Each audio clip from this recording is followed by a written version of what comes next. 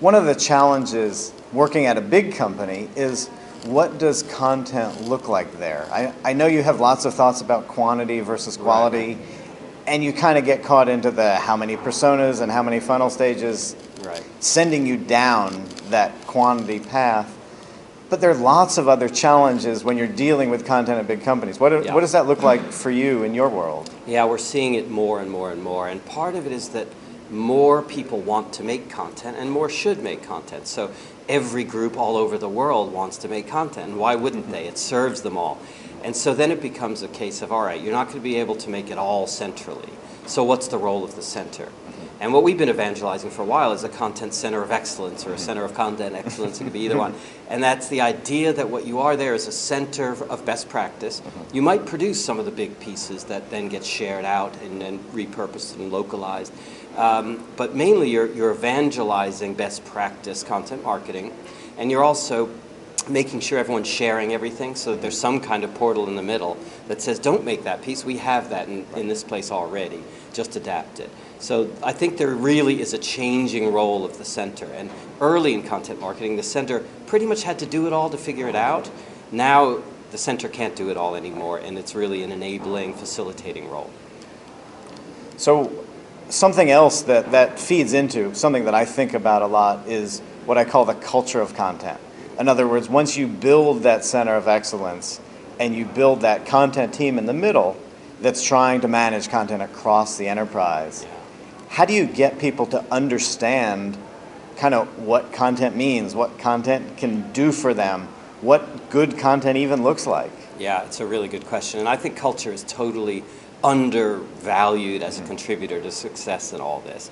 And you can see lots of different companies somewhere along that culture change curve or on the learning curve. And it really is culture change. For some marketers I meet, lots of marketers, their biggest obstacle is not really all the obstacles that you get trying to do something hard in the world like marketing. It's their own boss. What their biggest obstacle are the senior marketers who got senior in the old school traditional ways, and so it worked for them. They got senior because they were successful with it. And it's harder for them to see that there's a new way to market. It's happening, though, more and more, and what's making it easier is that when all your competitors are doing this and moving to it, you kind of have a lot more pressure to figure it out and to make that culture change. But a lot of people don't even see it as culture change. They think plug in the software, and same people, same processes, we can do this thing. And in truth, it's not really how it works. You have to think quite differently. So another thing that happens quite often is, how do you measure all this stuff? In other words, if one of your problems is your boss or your executive team, and they're used to sales numbers or revenue or things that are very, very hard numbers from a reporting standpoint, what do you advise people when you start building out this sort of content environment? What kind of things do they look at for success? Yeah, another good one. I think we do preach patience a lot, and it sounds like someone who isn't effective will preach patience. In truth, I think patience is really important. And B2B, like you're in B2B, right? I mean, these are long sales cycles. To expect to see the cash registers ringing before you've even done a whole sales cycle with anybody is, obviously it's not very realistic. So then what we try to get people to look at is leading indicators, right? Things that make you feel revenue's coming because of these trending indicators. Some people call some of these vanity metrics. Personally, I'm not against vanity if that's what it is. As long as you're not gaming the metric, buying likes and stuff like that. Those things are going to be indicators. So for me, views on SlideShare is actually a leading indicator. You'd rather have 1 million than have 100, And so, but people just have to decide, agree that these are going to be leading indicators. So you don't get beat by the revenue stick too early, At some point you will be, and you should be, It's got to be your mother of all metrics. But to trot it out too early could kill a program that's actually doing quite well before it gets a chance to.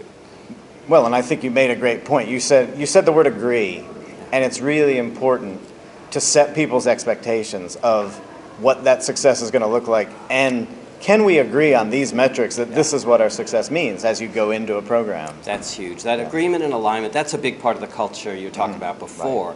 Right. And we've seen this happen over and over and over again, that people go along assuming that they've got the same goals, the same priorities, And it's only later someone trots out, hey, you haven't touched this metric. It's like, well, I was never even aiming for that metric.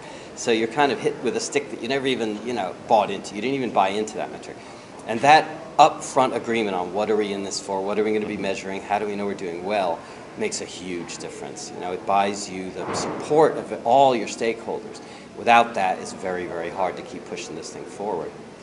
I mean, you've been in big companies. Right. You see this all the time, probably. Right. You've seen it on both sides. Right. But that alignment part, if you're not aligned, it sounds like theoretical, but if you're not aligned, it's going to bite you in the ass. There's no doubt about it.